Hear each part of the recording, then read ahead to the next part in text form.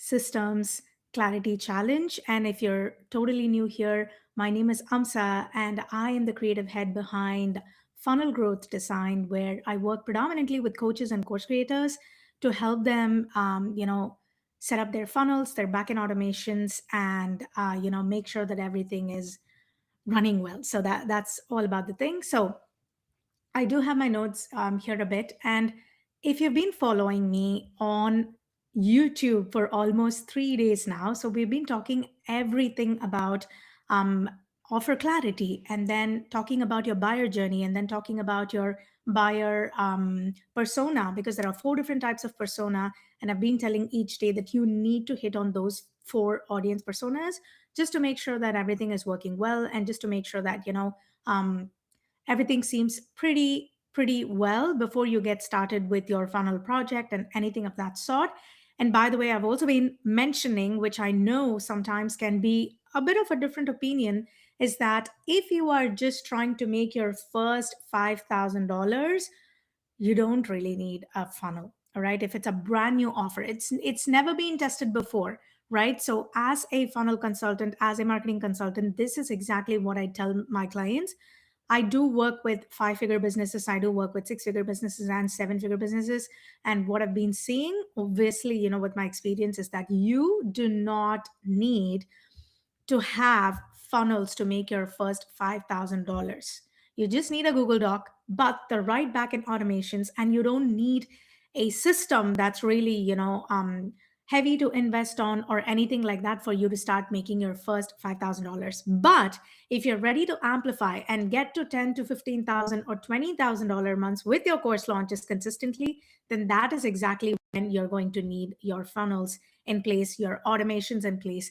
And the funnels are just the front end. And that's just what we've been talking back and forth on and on and on. But your back ends are what is going to make your front end, which is your funnels, convert even better. So day one, we spoke about offer clarity. Day two, we spoke about your buyer journey and your buyer persona. And yesterday, day three, we actually spoke about your lead magnets. And it's not just what you think. It's not just about, like just finding a lead magnet and just saying, oh, yeah, lead magnets are supposed to be this way. But I told you what exactly not to do with a lead magnet, and also the best lead magnet, which is my favorite, which is obviously quizzes, because I've done, I think, at least about 10 quizzes so far. And then the opt in rates and the email capture rates are just insane. It's an average 60% if you know how to leverage your quizzes the right way. And not just that, it also helps you leverage your quiz results into the next steps, which creates a buyer journey for your business. And today, I'm going to go over one of my favorite platforms, which is Go High Level, which I use for most of my clients. We do build on Kajabi, but a lot of our clients have moved from Kajabi because of the complexities that it's adding right now. Nothing against it, but it's just that it's easier for people to utilize Go High Level platform. And I'm going to show you not the tool, because, like I mentioned, it's not the tool that creates the chaos, but it's about the strategy, and it's just about how we always position the things the way they do.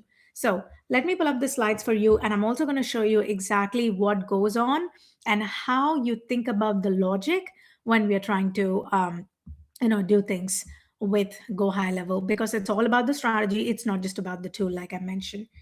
So let me pull up the slides. Let me share my screen.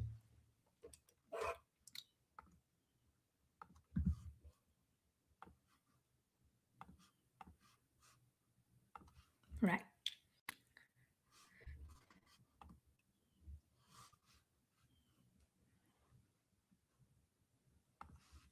Perfect.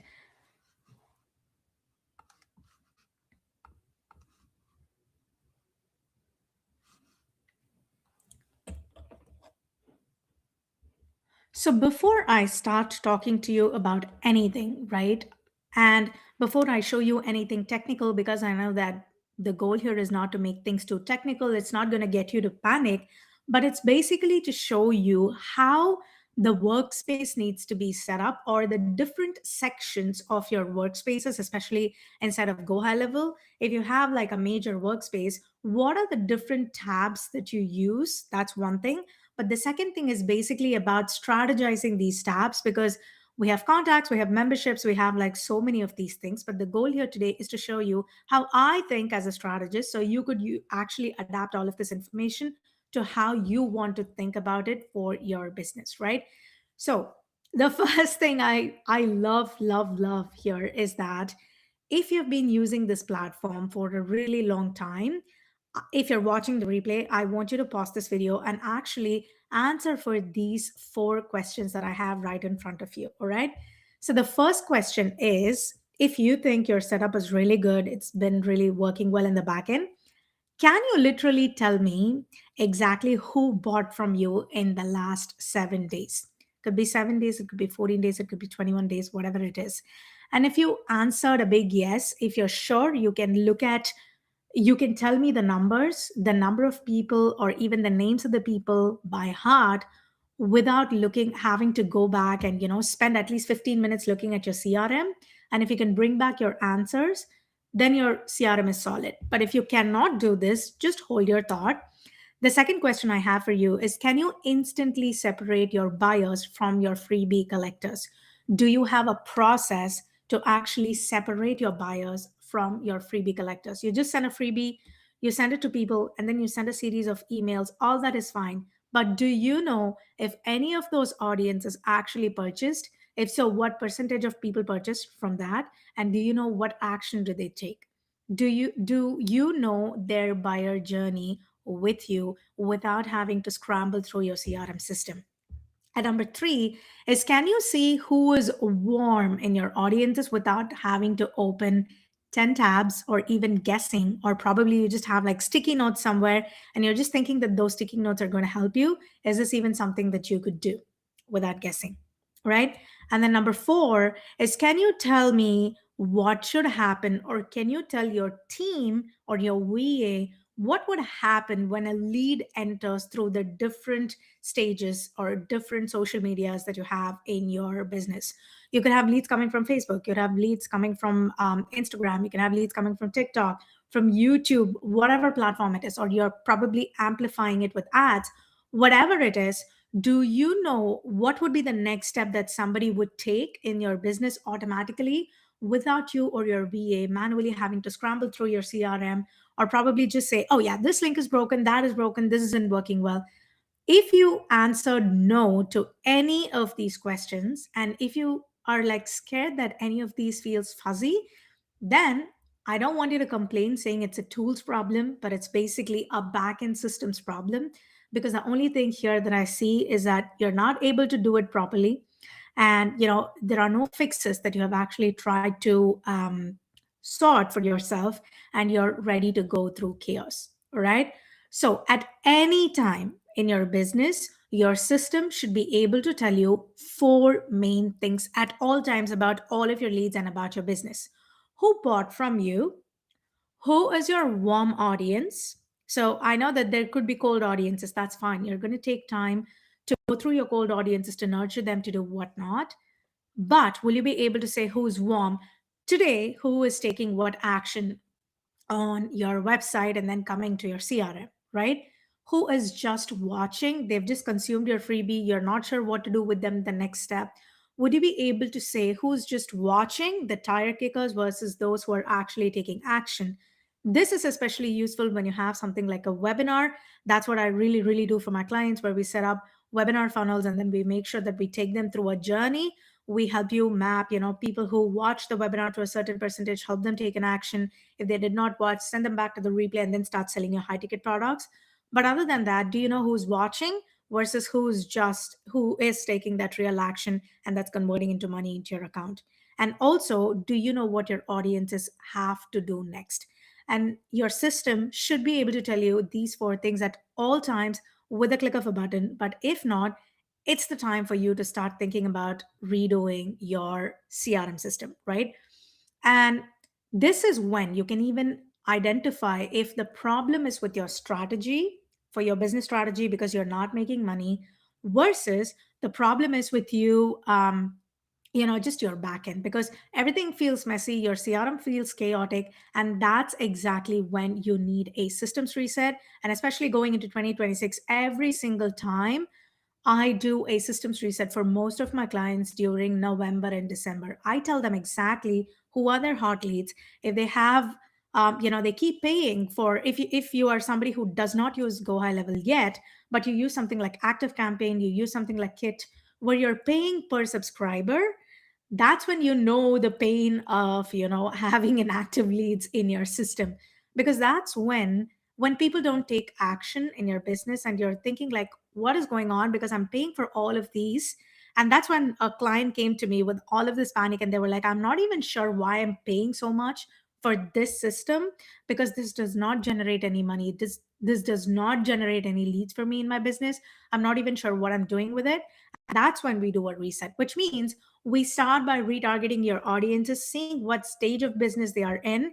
Because if somebody opted into your business a couple of years ago and you have done nothing with those audiences, then the fault lies with you. The fault lies with your strategy. The fault lies with the fact that you are being burnt out trying to do everything on your own. You don't have a system, you don't have a consultant who does things for you. Then that's when things becomes difficult. You don't have a follow-up system in place, you don't have a nurture system in place. But that's exactly when you know that you need a systems reset in your business, right? So if you answered, if you said, I have this problem in my business, to any of these four questions that I actually asked you, then I'm going to tell you again, which you would hate. 90% of the people would hate to hear this. It is a systems problem and it's not a tools problem. All right. So, like I mentioned, until now, we have spoken about your offer, we have spoken about your buyer journey, we have spoken about the entry points that somebody should take in their business, how things are going, and what people are doing. But right now, I want to actually show you the different things inside one of my clients' Go High Level account. A lot of things that I create for my clients when they start to work with me on funnels and automations is basically starting with the setting up of an account, right? So a lot of them do come to me after multiple failed launches. They're still with their organic marketing. They're still not doing, anything where they throw money on ads yet. But that's when we begin actually when they book something called a clarity sprint session with me, which is where I go through all of the backends, I see what's missing, and 95% of the time, I see the exact same things. All right. And the strategy, the logic that I put behind that is what I'm going to cover in a nutshell, because tomorrow we are going to be diving deep into how the pipelines work, what would be the strategy behind the pipelines, how do we think with the pipelines, and all of that, and so on. So to begin with, I did remove a lot of the information from here because just for privacy reasons, just to make sure that not a lot of people get all of the information. So the first thing that I do is go into the contacts section of most of these clients. So yeah, when we do this, the first thing that I see here obviously is people tell me I have a lot of leads. You can see that I have a lot of leads. And they're like, it goes on for pages. Like you can literally scan and you can literally go pages. But what I see towards the right here, especially, is the tagging system is missing with most of these leads. When your tagging system is missing, you will just think that I have a list of leads, but nothing is happening. But what we fail to forget is that we do not take care of the logic behind the contacts tab. This is just a list if you do not have a tagging system or a segmentation system in place, right? The problem here is that there is no context. People have entered into your workflow at some point, at some time, but you have no idea what's going on. And what you must understand here is that the problem is not your leads, because you can nurture your people. You have to strategize your business to make sure that people know how to enter, because people are lazy. I'm saying it again, buyers are lazy these days. I might get called out for this, I might get canceled for this, but buyers are lazy, but they're also smart. And what they want somebody to do is, because social media is just all about 3-minute videos, like 3-second hooks, and capturing the attention and all of that. People want the next steps to be laid out pretty clearly, pretty, in a neat way where they just don't have to like think too much. So the problem here is that you do have enough leads in your business, but the problem is that you're not giving them a context and you're not giving them a reason to click to the next videos. And these tags are the filters that tells you exactly where somebody is at in their stage. And for this to work well, you need to have solidified your offers before. And if you're somebody who just keep changing your offers on a day-to-day basis, then this video does not even apply to you, right? You need a solid offer, and you need to be patient enough with your offer for at least 90 to 120 days if you're brand new, if you're not investing in ads. Because if you invest in ads, we can obviously test your offers pretty quickly and then tell you if things are working, if it's not, whatnot, all of that. But if you're somebody who's not ready to amplify it yet with ads, then you need to give yourself at least 90 to 120 days to see what's working and what's not, right? Again, if when you go into this, when you use this filter button, right? Just click on this, and then when you use this filter button, if you cannot filter people by the stage or by the pipeline or by the tags, and you do not have any of this, then this is just a raw list, right? It's just like a phone book that you have without any of the uses, without understanding what happens. You need to give this raw list a purpose, a strategy behind it, so people actually, the dormant, the audiences who are just sitting right there, needs to be activated. You need to ask them where they are at in their journey, and you cannot expect your audiences to come to you because people are hesitant to take the next step, people are hesitant to take the next action, right? So this is where the tagging system, like I mentioned, is where most of the thing comes into place. For a lot of people, just saying that somebody is a lead is one of the things that, people think, yeah, they know that it's a lead. But the question is about how do you go to the next extent of tagging somebody, right? For instance, if you see here, we tell people if, where they have come from, what stage they are at with all of these tags. Again, I'm not trying to, you know, um, provide a lot of information because there is obviously personal information here for the client. So, with the tax, for instance, if you see here, it does say a few of the things like I mentioned, because we do webinars and masterclasses. One of the things I deliberately tell people is that if they miss the masterclass, they never attended, and then, people who attended, and then people who received a few of they downloaded the quiz magnet, the lead magnet, and then they completed the quiz, they started the quiz, they never completed the quiz, and all of these things. You might think that these tags are just labels, but no, these tags are not labels. The way I implement it inside your system is that these are used as decision trees. So when I create like an entire map for your business, right, usually with the clarity sprint session that we begin with, that map is going to show you the different levels of decision trees that we have in a business.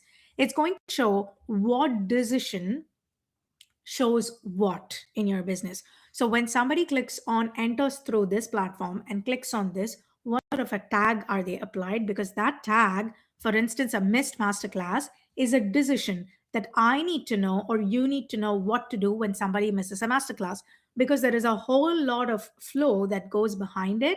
So every tag will tell me, or will tell you as a business owner, how somebody entered.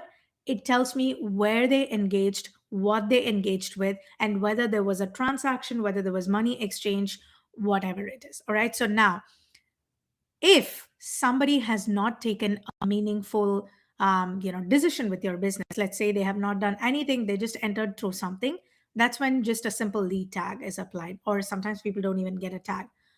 But if you're a new business owner, you need to track every little step in your business, obviously. So that's when you get the lead tag inside. And sometimes, depending on the level of your business, we do not add any tags, because when there are no clicks, when there's no commitment, obviously there's no tag that's being applied, right? So number two that I use here, that I would obviously highly, highly recommend you test out, is with the pipelines. From the contacts, people, depending on the decision that they do, the automations are applied and then they move into the pipelines. But let me show you the pipelines first so we know exactly how things go. And it goes inside the opportunities. For every pipeline, so let's say you go into master classes, we create one of the master classes for you. Like I mentioned, when people start with a quiz, most of the times we do self-liquidating offer funnels. So which means people start with a freebie, they go into one of the upsells, they buy one of your low ticket offers and they buy them ticket offer, and then they go into a webinar through a back end nurture and also through the front end funnels. We send them to a webinar if you have a high ticket program, and then we start nurturing them for a few weeks, and then we get to book a call with you and whatnot, depending on whether you want to do organic or paid. Usually organic, the as you know, the results are pretty much not much, but when you amplify it with ads, obviously the returns are a lot more, which is as usual. But when somebody begins to register for your lead magnet, this pipeline that I custom create records it.